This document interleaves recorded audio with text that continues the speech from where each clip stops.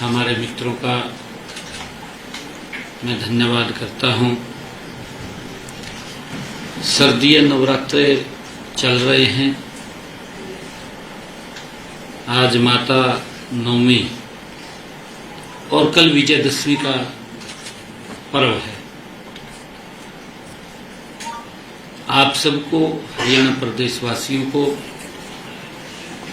मैं सर्दीय नवरात्रों और विजयदशमी महापर्व की बहुत बहुत बधाई देता हूं, शुभकामनाएं देता हूं।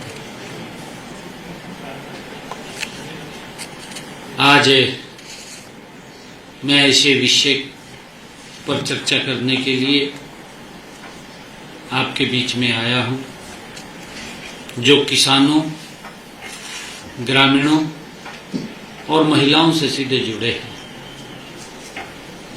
मेरे साथ आज हमारे डेवलपमेंट एवं पंचायत मंत्री कृष्णलाल कुमार जी, हमारे corporation minister doctor Arvind Sharma जी,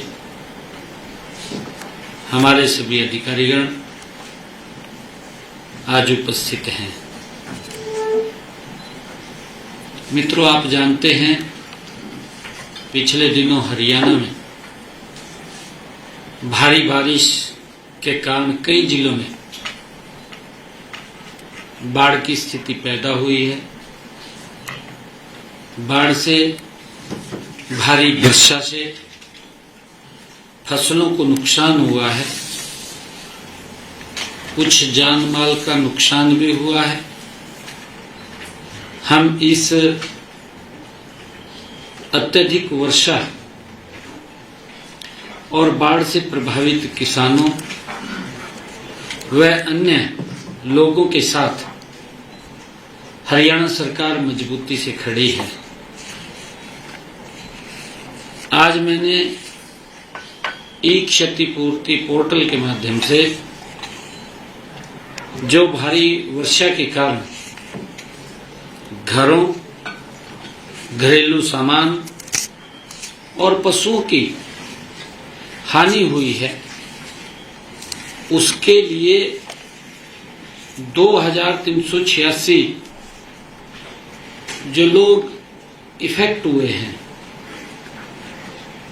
उनको मुआवजा के तौर पर 4,72,06,000 रुपए की राशि आज उनके खातों में पहुंचाई गई है। इनमें से 2,371 मकानों के नुकसान के लिए 4,67,75,000 रुपए, 13 पशुओं की हानि के लिए 4,21,000 रुपए, 2 घरों में सामान खराब होने पर उनको आर्थिक सहायता में शामिल किया गया है। हमने बाढ़ से हुए नुकसान की भरपाई के लिए गत 15 सितंबर तक ई क्षतिपूर्ति पोर्टल खोला हुआ था। ई क्षतिपूर्ति पोर्टल पर प्रदेश के हमारे 6,397 गांव के 5,37,000 किसानों ने 31 लाख एकड़ का पंजीकरण करवाया है। इस क्षेत्र में सत्यापन का काम जारी है। उसको वेरीफाई करके जिस क्षेत्र में पानी भर गया है वहां खराब फसलों के प्रति हमने प्रति एकड़ 15,000 रुपए तक मुआवजा उनको दिया जाएगा। वेरीफाई करके इसके तुरंत बाद दीपावली से पहले उन तक जो प्रभावित हमारा किसान है उनके खाते में भी फसल खराबे की मुआवजा राशि पहुंचा दी जाएगी। क्षतिपूर्ति पोर्टल पर आए क्षेत्र का सत्यापन जल्दी करके यह राहत भी जल्दी किसानों तक पहुंचा दी जाएगी। आज क्योंकि भारी बारिश के कारण और बाढ़ के कारण हमारे जिन किसानों का नुकसान हुआ है,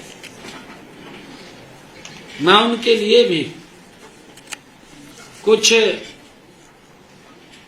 योजना, उनको आर्थिक सहायता मिले।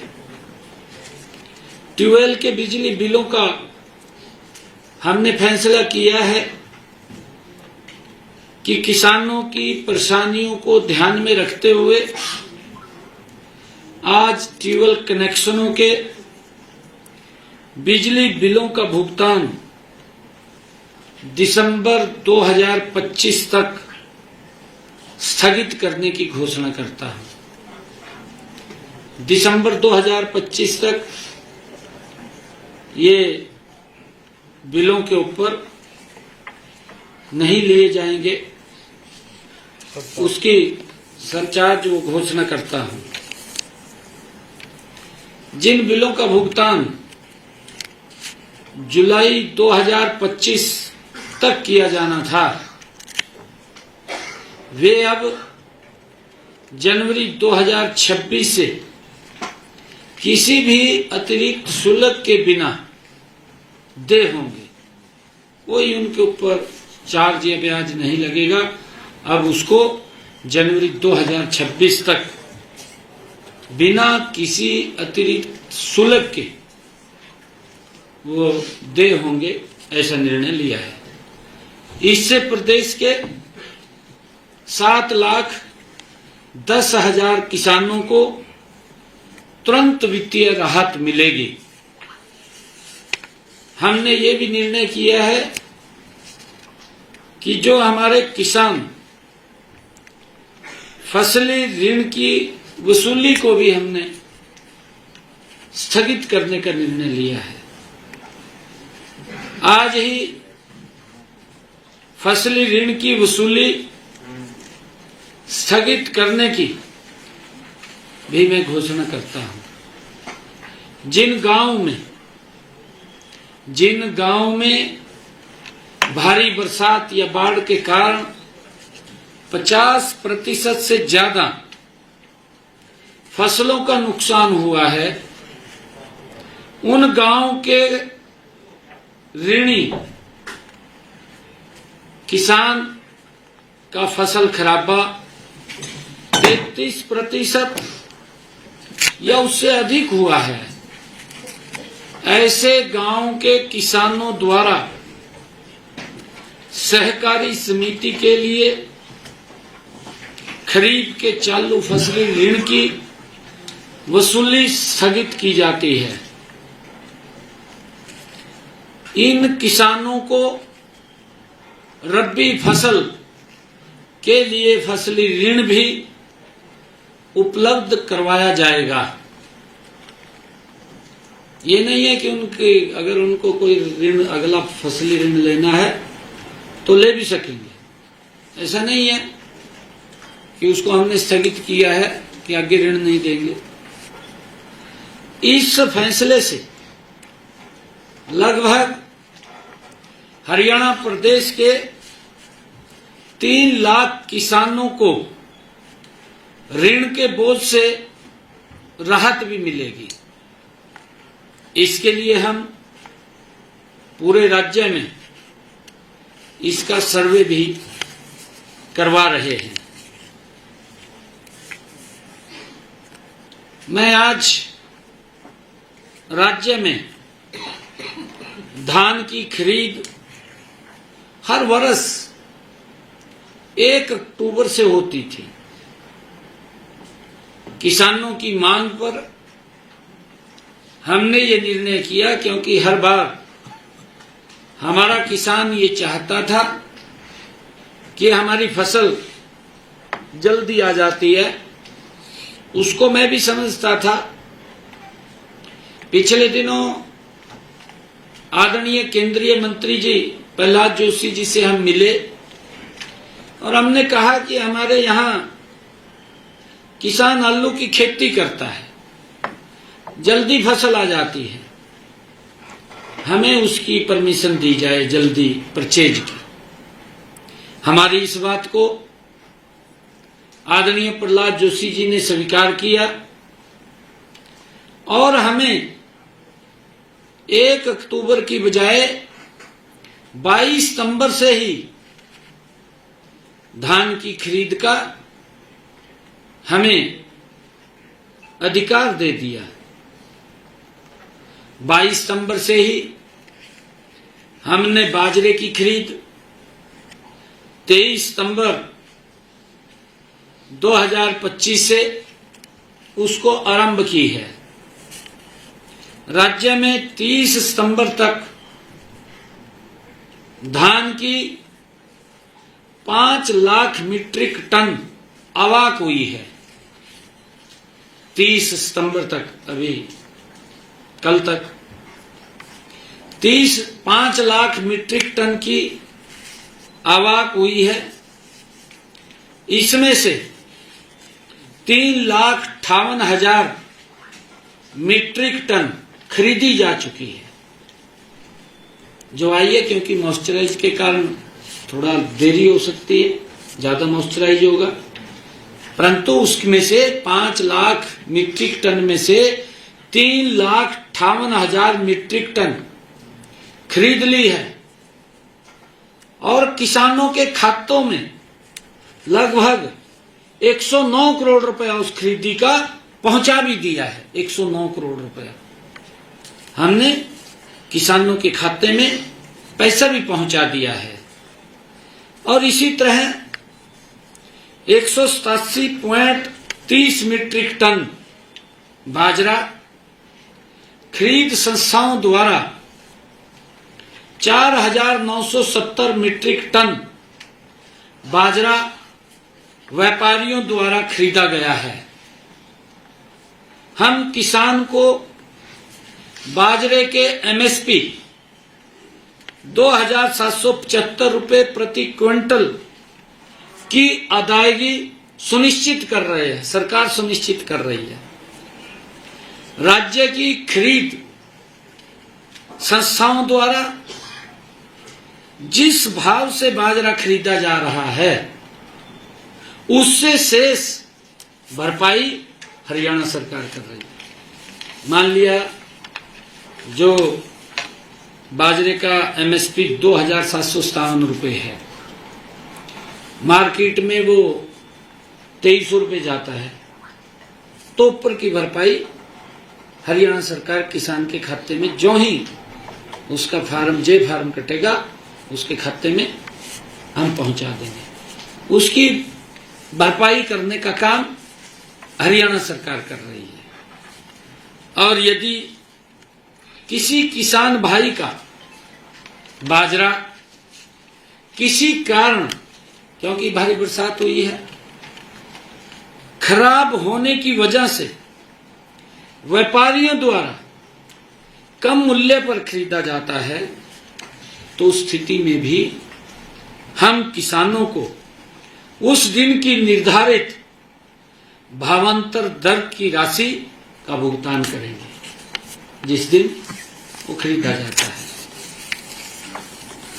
मुझे खुशी है कि आज ही मैंने प्रदेश की पंचायती राज संस्थाओं को राज्य वित्त आयोग की ये दूसरी किस्त 404 करोड़ 79 लाख रुपए की राशि आज विकास कार्यों के लिए पंचायतों के खाते में, पंचायत समितियों के खाते में और जिला परिषद के खाते में यह राशि 5,719 पंचायतों, 144 पंचायत समितियों और 3 जिला परिषदों के खाते में पहुंचाई गई है। हमारी सरकार का संकल्प है, आदरणीय नरेंद्र मोदी जी की सरकार का ये संकल्प है कि गांव में विकास की जो गति है निरंतर बनी रहे। आज जो शहर की सुविधाएं हैं वो भी गांव के अंदर आज उपलब्ध हो रही हैं। ये हमारी सरकार का कमिटमेंट है। मैं ये भी बताना चाहूंगा कि हमने पिछले 4 सालों में पंचायती राज संस्थाओं को पिछले 4 सालों में 3,700 करोड़ रुपए की राशि विकास कार्यों के लिए पहुंचाई है। इनमें से 3,300 करोड़ रुपए सीधे गांव के विकास कार्यों पर खर्च हुए हैं। ये आंकड़े ये इस बात का प्रमाण है कि सरकार का हर पैसा गांव के लोगों का जीवन स्तर सुधारने में लग रहा है। ये इस बात का गारंटी है। हमने 73वें संविधान संशोधन की भावना को ध्यान में रखते हुए पंचायती राज संस्थाओं को अधिक अधिकार, अधिक संसाधन, अधिक जिम्मेवारी सौंपने का निर्णय किया है। हमारा मानना है कि स्थानीय स्तर पर निर्णय लेने की क्षमता जितनी मजबूत होगी, विकास का परिणाम उतना ही प्रभावी होगा। ये हमारा मानना है। मुझे आज बताते हुए, क्योंकि हमारे विपक्षी दल इधर उधर की बातें करते रहते हैं, सुझाव तो कोई अच्छा देते नहीं, बस क्रिटिसिज्म में लगे हुए हैं, अपनी राजनीति चमकाने में लगे हुए हैं। कोई बोलता है कहा ये लड्डू नहीं लड्डू है, हाँ वही लड्डू है, ये लड्डू है जो हर महीने मिलेगा, हर महीने मिलेगा। विपक्षी दलों को तो पीड़ा हो रही है। पीड़ा इस कारण हो रही है, कांग्रेस ने झूठे वायदे किए। हिमाचल में सरकार, कर्नाटक में सरकार, तेलंगाना में सरकार, कांग्रेस झूठ बोल करके सत्ता में आ गई। परंतु हमारी बहनें आज भी देख रही हैं कि मिलेगा कुछ, पर लड्डू अपने आप खा जाते हैं, वो किसी के लिए नहीं छोड़ते। ये कांग्रेस के डीएनए के अंदर है, ये कांग्रेस के नेचर में है। झूठ बोल करके वोट तो ले लेते हैं, परंतु सुविधाएं नहीं देते, सुविधाओं के नाम के ऊपर शोषण करते हैं। और यही हाल पंजाब में किया, पंजाब में भी यही हाल किया। क्योंकि इसलिए किया, वो दोनों के दो इंडी गठबंधन के लोग हैं, एक थाली में बैठ करके भोजन करते हैं, अंदर बाहर लोगों को दिखाते हैं कि मैं इसका विरोधी हूं, मैं इसका विरोधी हूं, पर अंदर एक जगह बैठे हैं। एक जैसी सोच है, एक जैसी नीति है, एक जैसी नीयत है इन गठबंधन के लोगों की। ये कहां देंगे? ये तो वोट लेना जानते हैं, फिर उसमें से लोगों का शोषण करते हैं, तड़पते रहते हैं लोग। ये कहने ने तो बड़ी वीडियो वायरल हो रही है, पंजाब के मुख्यमंत्री की ट्रोल की है लोगों ने, पंजाब के लोगों ने की है बहुत ज्यादा। वोट लेने के समय क्या क्या बोल रहा है, वो सब बातें पंजाब के लोगों के पास पहुंच रही है। परंतु एक कहावत मेरे याद आ रही है, कहें तो सुनाई थी,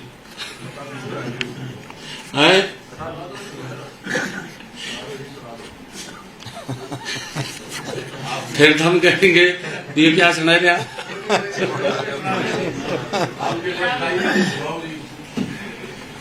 एक व्यक्ति था, वो गया गंगा जी में स्नान किया, गंगा जी से प्रार्थना की कि मेरे को एक शंख दे दे, ऐसा शंख दे भी जो भी मैं कहूं वो आ जाए। उनने तपस्या करी, उनने संक दे दिया, उनने कह दिया भी एक ही है और नहीं है, दिमाग में कहे जितना मांगेगा उतना दे देगा। वो लेकर चल दिया। अगले दिन सवेर रास्ते में कहीं रुकिया, संक कार्ड का दो का मैं का पड़ोस ने कहा भी मेरे को इतने पैसे चाहिए, उन्हें दे दिए। बिल्लो जी ज्यादा आगा गया और चोरी हो गया, किसी ने चोरी कर चोरी हो गया तो फिर गंगा पर गया, कहा जी वो तो चोरी हो गया। कहा मैंने कहा था भी और नहीं मिलेगा, एक ही मिलेगा, परंतु एक संक और दे रहा हूं मैं, जितना मांगेगा ये कहेगा आप एक मांगेंगे, कहेगा 2 लाख रुपए ले, पर लेने देने में कुछ नहीं है। ये उसने उसको संक दे दिया। ये वो जयकरा कहकरा भी 1 लाख चाहिए, कहा 2 ले, और कहा 2 चाहिए 4 ले, पर लेने देने में तो कुछ भी नहीं। ये हालात पंजाब में कांग्रेस का भी है और आम आदमी का भी है। ये तो इस प्रकार के संक हैं, कहने ने तो बहुत कुछ कह रहे हैं, तो लेने देने में कुछ नहीं है। ये हालात है। बाढ़ के अंदर भी पंजाब के किसानों की स्थिति खराब हुई है। भाई जब तो बहुत ज्यादा बोलता था, किसानों को कहता था मुझे आवश्यकता नहीं है। भाई उस बातों के ऊपर पूरा उतरना चाहिए, गुमराह नहीं करना चाहिए। महिलाओं को बोल दिया पंजाब के अंदर भी, हिमाचल के अंदर भी, हम इतना पैसा देंगे वोट दो, वोट दे दिया और अब तक कहीं दिखाई नहीं दे रहे, कोई 5 पैसा नहीं पहुंचाया। हमने हरियाणा के अंदर पहले ही बजट के अंदर हमने प्रावधान किया, विधानसभा के अंदर हमने कहा कि हम लाडो लक्ष्मी योजना के लिए हरियाणा में 5,000 करोड़ रुपए का प्रावधान हमने किया। और अभी 25 सितंबर को पंडित दीनदयाल उपाध्याय जयंती के अवसर पर हमने दीनदयाल लाडो लक्ष्मी योजना, उसका पोर्टल भी लॉन्च किया, उसका रजिस्ट्रेशन भी शुरू किया। और ये तरह तरह की बातें बोल रहे हैं कांग्रेस के लोग, अपने गिरेबान में नहीं झांक रहे, दूसरे के ऊपर आरोप लगाना इनको अच्छा लगता है। अगर अपने ओड़ी देख ले, इनके बारे में कह दें, फिर कहा चुप हो जो भी, कहा तो कई साल हो गए। कहा भाई साल हो गए, तेरे कारनामे ऐसे हैं, बताने तो पड़ेंगे, नहीं बताएंगे तो लोग कैसे करेंगे। और उसी दिन से हमने जो ऐप लॉन्च किया, मैं बताना चाहता हूं, इस ऐप पर पिछले जो हमने लाडो लक्ष्मी ऐप लॉन्च किया है, इस ऐप पर पिछले 6 दिनों में, पिछले 6 दिनों में, अभी 6 दिन हुए, पिछले 6 दिनों में हमारी हरियाणा प्रदेश की लाडो बहनों ने 1,53,844 बहन बेटियों ने अपना पंजीकरण करा लिया है। ये जो इधर उधर की बातें कर रहे हैं, कहा जी इसके अंदर कंडीशन लगे थे, इसमें ये लगे थे, ये इस प्रकार की बातें कर, गुमराह कर रहे हैं। 1,53,844 हमारी लाडो बहनों ने रजिस्ट्रेशन करा लिया है, उनका पंजीकरण हो गया है। मैं अपनी सभी बहनों से ये अनुरोध करता हूं कि जल्द ही, क्योंकि समय लगता है, कई बार जो साइट है वो भी स्लो पड़ जाती है, और इसी कारण हमने इसको फेसिस में रखा है। 20 लाख बहनें इसके अंदर रजिस्ट्रेशन लगभग करेंगी। मैं सभी बहनों से अनुरोध करता हूं कि जल्दी अपना पंजीकरण करवा लें, ताकि हम इस योजना की पहली किस्त जल्दी आप लोगों के खाते में हम डाल सकें। हमने सुबह तक अपडेट दूसरा है। अच्छा, दूसरा अपडेट और आ गया। हाँ ये अभी 1 घंटे के बाद अपडेट फिर आ गया। 1 घंटे के बाद ये बढ़का हो गया 1,71,946। 1 घंटे के अंदर ये अपडेट आया है। कितनी गति से रजिस्ट्रेशन हो रहा है, रजिस्ट्रेशन हो रहा है, ऐसा नहीं है, क्योंकि कांग्रेस विपक्षी दल में प्राण नहीं रहे। क्योंकि उन्होंने किया नहीं, भ्रष्टाचार किया है, लोगों को तंग किया है, लोग घूमते रहते थे, नौकरियां बिकती थी, क्या हालात थे। गैस का सिलेंडर लेना होता था, लाइन में लगना पड़ता था। मुझे खुशी है, हमने अपने संकल्प पत्र में कहा था कि हम अपनी बहनों को 500 रुपए का गैस का सिलेंडर देंगे। आज 18.5 लाख बहनों की रसोई में 500 रुपए का गैस का सिलेंडर जा रहा है, जिनकी इनकम 1,80,000 रुपए से कम। पहुंचा रहे हैं ना, जो हम कह रहे हैं वो कर रहे हैं। और आवेदन प्रक्रिया में मैं ये भी कहना चाहूंगा सभी बहनों से, मैंने उस दिन भी कहा था, आज भी मैं रिपीट कर रहा हूं इस बात को, मैं अपनी सभी लाडो बहनों से ये कहना चाहूंगा कि आवेदन प्रक्रिया में आने वाली कठिनाइयों के समाधान के लिए हमने एक टोल फ्री नंबर जारी किया हुआ है। वो नंबर है, आपके माध्यम से मैं सभी को बता रहा हूं, 1800-2231 और एक हेल्पलाइन नंबर 0172-488-0500। ये हमने टोल फ्री नंबर जारी किए हैं। किसी को कोई, हमारी लाडो बहन को कोई दिक्कत हो, समस्या हो, इसके ऊपर फोन कर सकते हैं। और मैं ये कहना चाहूंगा कि CFC की